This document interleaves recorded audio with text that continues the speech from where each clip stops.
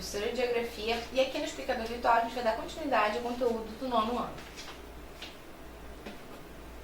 E a matéria é o conflito da Crimeia. A gente viu especificamente algumas características do processo de expansão da União Europeia e da OTAN e as tensões que eles estão causando.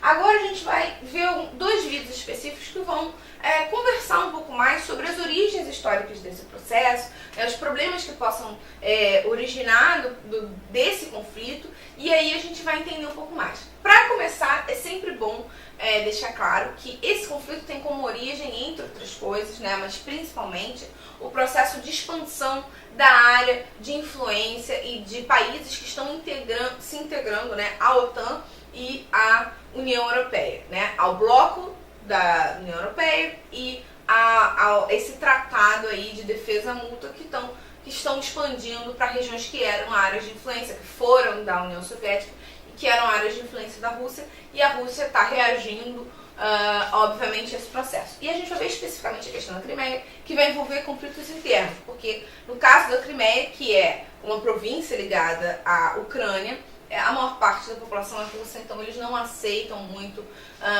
essa divergência, eles acabam apoiando mais a Rússia nesse processo. Então, vamos ver esse vídeo, a gente discute mais, depois a gente assiste outro vídeo.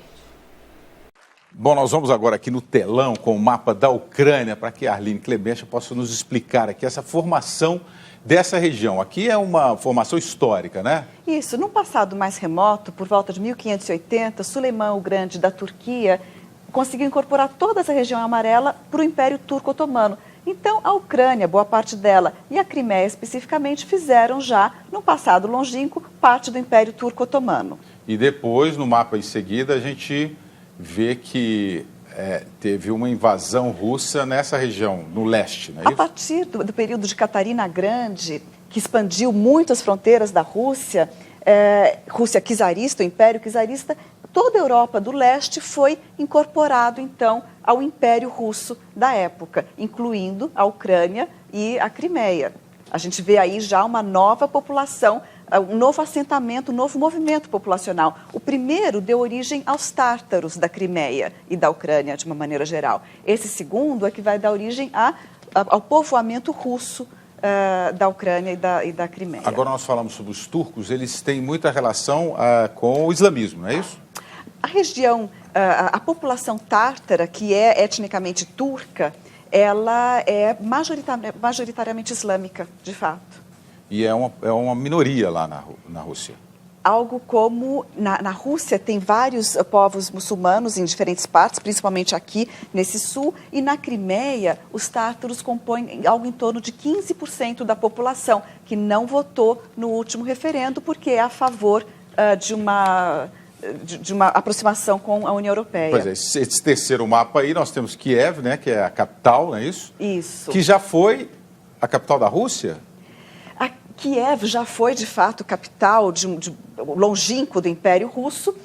Toda a região aqui dessa Europa Oriental foi palco de inúmeras incursões, idas e vindas da fronteira Rússia, e etnicamente falando, o que ficou para os dias de hoje foi essa mistura populacional. E é isso que esses mapas todos sucessivamente mostram, William. A ideia de que o fato de que existem tártaros, existem ucranianos católicos muito próximos dos poloneses, existem ucranianos russos étnicos que agora têm aí um movimento nacionalista de aproximação com a Rússia. Isso se dá por essa história toda. Agora, a Crimeia é a região de maior valor aí da Ucrânia ou é só o acesso ao Mar Negro?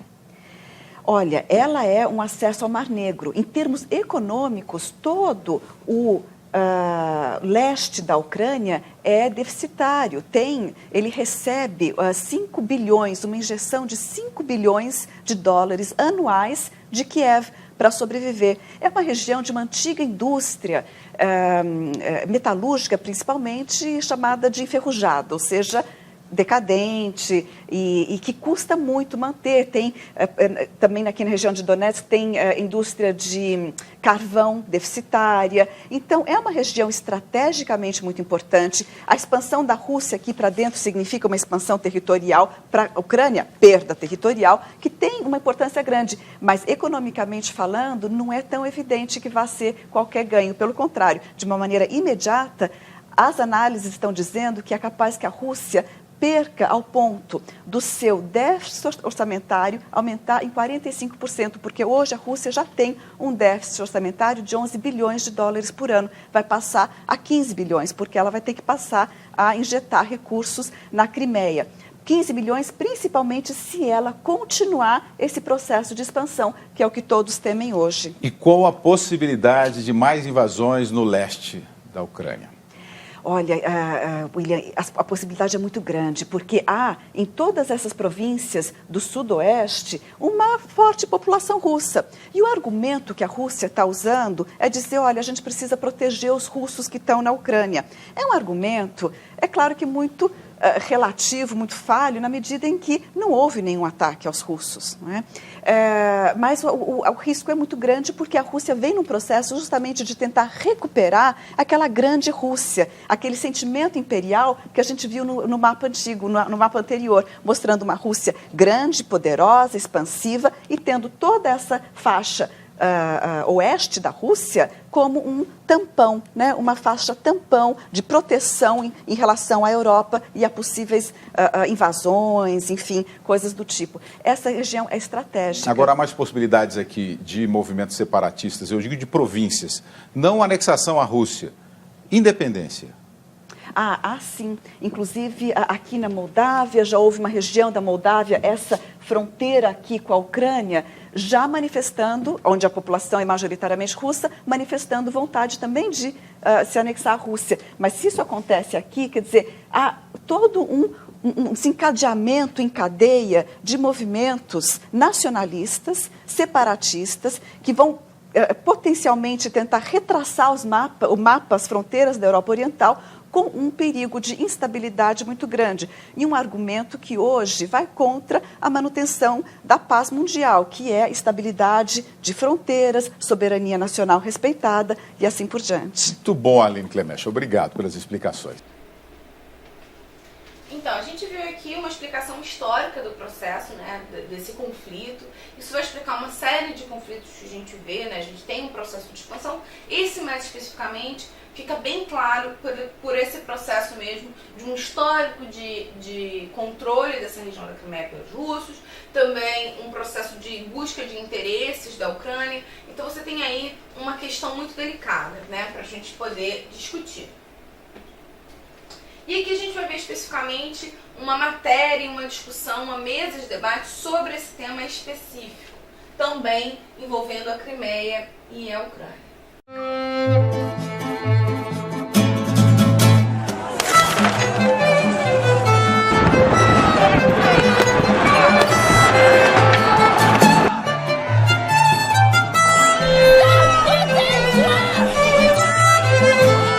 Após a troca de governo em Kiev, forças pró-Rússia assumiram o poder aqui da Crimeia. O governo provisório, aliado ao presidente russo Vladimir Putin, promete um referendo até o fim do mês para decidir o futuro da península. A TV Folha veio até a Crimeia acompanhar de perto a crise entre Ucrânia e Rússia. I live here all my life, and 20 years it's Ukraine. And now somebody wants to separate our peoples on the Russians, Ukrainians, Tatars. We don't want it. We don't want war. We want live in peace. A Crimeia foi anexada à Ucrânia em 1954 durante a formação da União Soviética. Em 91, durante a independência ucraniana, a península continuou sendo ligada ao país. A península tem em sua maioria população de origem russa. Quase todo mundo aqui fala russo. 60% of people of Crimea are Russian. Russians and 20% are Ukrainians. These people support Russian government and Russian politics. And some guys came here to say that Crimea is Ukraine. Tudo começou em novembro, quando o presidente da Ucrânia decidiu não assinar um acordo comercial com o bloco europeu. Ele estava atendendo a um pedido do seu aliado, o presidente russo Vladimir Putin. Manifestantes da oposição em Kiev começaram a protestar contra essa postura do presidente da Ucrânia. A onda de manifestações que resultou em dezenas de mortes em Kiev acabou levando à queda do presidente da Ucrânia. Após a queda do presidente ucraniano, assumiu um novo governo em Kiev, muito mais alinhado aos Estados Unidos e ao bloco europeu, o que incomodou o presidente da Rússia, Vladimir Putin. Resultado: tropas russas começaram a circular na Crimeia, onde a maioria da população é de origem russa. Aqui numa avenida de Simferopol, conversei aqui com o soldado, ele me confirmou que é russo, mas pediu para não fazer o rosto dele. O presidente Vladimir Putin tem alegado que as tropas não identificadas que estão circulando pelas ruas da Crimeia são forças de autodefesa, são forças locais. O parlamento aqui da Crimeia acaba de aprovar uma proposta de anexação da península à Rússia. Foi convocado um referendo para o próximo dia 16 de março para a população decidir se ratifica ou não essa decisão. A população da Crimeia vai votar num referendo para decidir se querem continuar fazendo parte da Ucrânia ou se vão fazer parte da Federação Russa. O presidente russo Putin e o parlamento russo apoiam esse referendo. Obama e o governo em Kiev dizem que é inconstitucional. O que vocês acham que vai acontecer no referendo? Quais são os próximos passos? O que acontece depois disso? Como a Crimeia tem uma maioria de população etnicamente russa, mais de 60%, é bem provável que esse referendo dê a vitória do sim, da anexação à Federação Russa. Os Estados Unidos provavelmente vão continuar gritando muito. A própria Ucrânia, pelo menos no discurso, não quer que dá de perdido o território da Crimeia. Certamente vai ser aprovada a anexação à Rússia, mas vai levar um bom tempo para a implementação. Tem toda a tramitação burocrática, longa tramitação burocrática, que é para dar tempo para a negociação diplomática continuar. Porque parece evidente a esta altura, você tem já, 10 dias de crise aguda, tem sido disparados mais do que 2 tiros, aqueles que soldados russos deram para o alto para evitar que tropas ucranianas recuperassem uma base aérea lá. Dá indicação de que as duas partes querem realmente resolver sem tiros, sem um conflito armado, que seria desastroso para ambos os lados, porque o poder dissuasório, tanto dos Estados Unidos como da Rússia, continua igual que era na Guerra Fria. Não houve guerra quente durante a Guerra Fria, não parece lógico que haja uma guerra por causa da Ucrânia. E o próprio Putin, ele tem baixado um pouco o tom da retórica dele, e mesmo ao não admitir que os soldados que estão, cerca de 30 mil, na Crimeia são russos, estão ali, não tem identificação, ele até disse assim, eles vendem em qualquer loja uniforme de soldado russo, eles podem ter comprado. Talvez seja uma coisa de não oficialmente estarem invadindo. Claramente é esse o sentido, né? Porque se ele admitisse que são tropas russas que estão na Ucrânia, um pedaço da Ucrânia, que embora autônomo é pedaço da Ucrânia, estaria reconhecendo a violação de tratados internacionais, inclusive o Tratado de Budapeste, que a Rússia assinou com potência ocidental, inclusive com a China, e prevê a integridade da Ucrânia. A minha impressão, inclusive a partir de declarações de um dos assessores do Putin, é de que a ideia da Rússia não é anexar a Crimeia, é federalizar a Ucrânia, de forma que a Rússia possa fazer acordos com a parte oriental da Ucrânia de maioria russa e com a própria Crimeia. Além do que, a autonomia, a presença russa na Crimeia está assegurada pela base que eles têm um leasing que vai até 2042, prorrogado até 2047. Eles não precisam nem mandar tropas para controlar a Crimeia. Os Estados Unidos anunciou sanções, a União Europeia também. As dos Estados Unidos são, basicamente, eles vão caçar ou banir vistos, né, de vários russos e pessoas e ucranianos ligados aos problemas ali. E também tem uma ordem presidencial que também permite bloquear alguns negócios entre Estados Unidos e empresas russas. Mas, no geral, essas sanções são leves. No caso da União Europeia, está claro, dependência em relação ao gás russo, 1/3 do gás consumido na Europa, no oeste europeu, vem da Rússia. Eu acho difícil que a União Europeia passe além do que vem fazendo em relação às A sanções. globalização tornou as retaliações econômicas muito doloridas para qualquer parte que tente fazê-las, né? Porque se você tenta asfixiar a Rússia pode, como o Juliano mencionou, cortar o gás da Europa. Também não vai fazer isso porque ela depende basicamente das exportações de gás.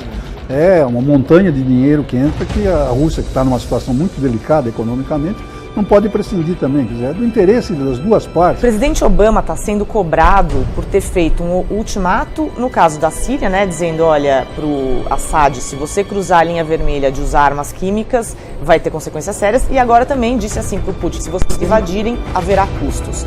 Ele foi muito cobrado dizendo, olha, essa é toda a sua estratégia de política externa de liderar vindo de trás, ou seja, você ameaça e não faz, não cumpre. Você acha que essa crítica é válida? O Obama está sendo criticado por não fazer o que ele realmente não deveria fazer. Quer dizer, no caso da Síria, vamos pegar, o que ele deveria fazer? Atacar a Síria, porque houve o ataque com armas químicas? Seria um desastre de proporções incalculáveis. O que ele deveria fazer no caso da Ucrânia? Atacar, mandar tropas para defender a Crimeia? Também seria um conflito provavelmente atômico. Aí... A escolha de algumas palavras, às vezes, é que o complica, né? Por essa coisa de cruzar a linha vermelha. Isso criou uma coisa em torno disso que, na verdade, era muito mais retórica, semântica, do que realmente uma coisa concreta. Exatamente. Mas o que a gente pode esperar, então, depois desse referendo do dia 16 de março? Eu não vejo possibilidade dos ucranianos fazerem mais do que reações retóricas ou pedir auxílio para o Ocidente. E nem a União Europeia nem os Estados Unidos vão, de alguma maneira, auxiliar. Continuar a linha de adotar sanções na expectativa de que o Putin seja convencido a recuar. O que eu acho que eles têm que procurar é alguma saída que dê uma maneira de salvar a face. Que ele possa realmente dizer para o seu eleitorado, olha, eu fiz o que tinha que fazer, mais do que isso não dá para fazer e pronto. Do jeito que as coisas estão agora, o cenário posto, é bem provável que o Putin, vamos dizer, ganhe essa disputa e a Crimeia se sente russa. A Ucrânia também não tem muito o que fazer. As pessoas em Kiev, na Praça da Independência, continuam protestando. Fora o fato de que a Crimeia era da Rússia ou da União Soviética até recentemente, quer dizer, em termos históricos, em 1954, quando o Nikita Khrushchev doou a Ucrânia na expectativa de que a União Soviética era para sempre. Exato. Então tem ainda esse argumento a favor. De recuperar, recuperamos, demos, agora tiramos. Bom, a gente viu aqui 2 vídeos, um fala um pouco mais sobre a história e o outro discute um pouco mais sobre as questões políticas que vão envolver a questão da Crimeia. A importância da gente ver e discutir a questão da Crimeia é que a gente tem que ter em mente que sempre que você está envolvendo questões internacionais, conflitos internacionais, isso acaba gerando uma série de repercussões. Esse caso específico está longe de se resolver, as tensões entre os Estados Unidos e Rússia estão crescendo nesse momento, apesar de não indicarem ainda uma crise muito grave, uma crise que possa levar à guerra imediatamente, mas existe um tom de preocupação nesse crescimento do poder, do conflito entre esses membros, principalmente porque existe um conflito de interesse entre a Rússia, a União Europeia e os Estados Unidos. Isso é bom para a gente entender que sempre quando a gente está lidando com alguns conflitos, são conflitos que vão envolver uma série de tensões, e não só tensões externas, mas tensões internas também. Eu espero que tenha ficado claro. Tchau!